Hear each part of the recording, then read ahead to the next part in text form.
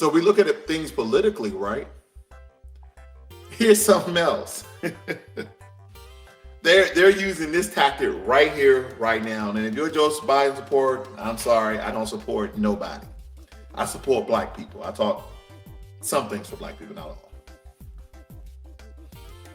You take away the black men, you take away the role models, you take away the mentor, you take away the strength of a people, and then you replace them with another man, and this is the white man. You replace them, you replace the black men with white men, then you start getting all sorts of zaddy worship and empowering black women to be distant and disconnected from their own men. When you start making women estranged from their own men, that is a race that is 100% divided when you divide the black men and women. And this is what they have done. If you have noticed, I think there's only one black guy. I could be wrong. There's only one black guy on Joe Biden's cabinet. But there's like black females, some of them are immigrants, some of them are gay, but there is more black females than anything else. And they're talking about this is the whole Me Too cabinet, you know. Again, this solely separates the order of how things are, because you will ask most women, who is the leader of the household? They're going to tell you the man. So if we look at the U.S. as a household and you have a lot of women running it, is that a household out of order? I'm not projecting. I'm just asking a question. Because you will go to most women, especially those who are married, where who's the leader of the household? Oh, my husband. Not too many women who are married and who's been married for a long time are wearing the pants. But this is how they cripple us. They estrange our women from us. They largely incarcerate the men. So now we just have women and children fighting for our race, which we know. They need a leader. And in those leaders came white men. Now you see a lot of sisters dating white men. And I know some sisters like, well, there's a lot of black men dating white women. We all suffer from the same issue.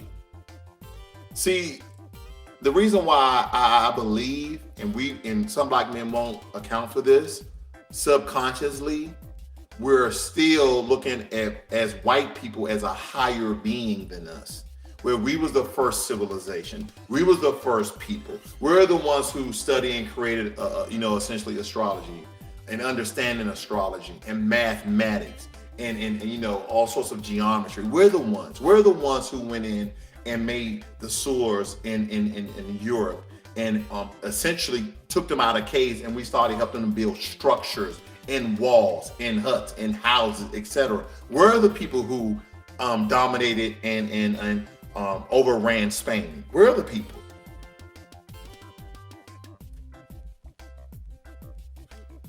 We're the people who made the first boat.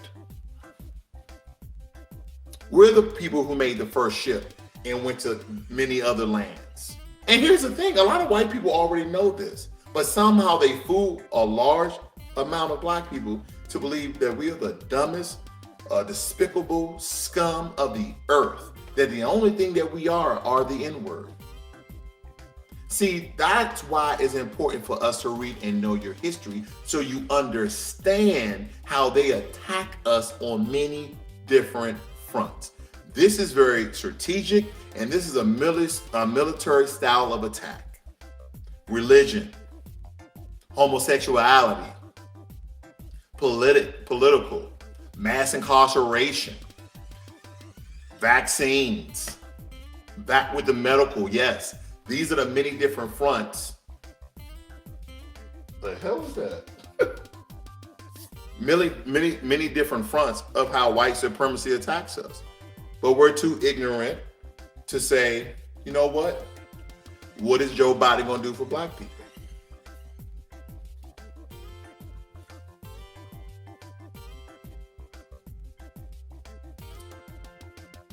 We are a race that's divided against each other.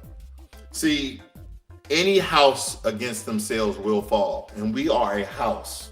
Foundational Black Americans, we're a house, and we are infighting, and we have been falling for a long time. We need to have an awakening. We need to have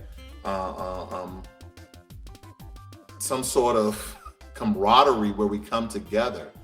And we don't need everybody. Let's just be real. We don't need 40 million Foundation Black Americans.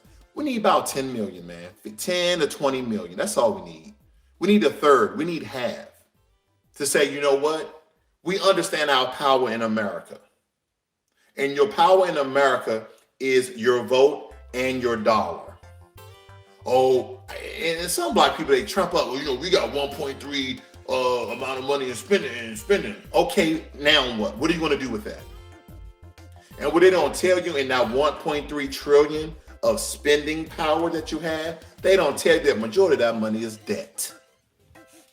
Majority of that money is debt. And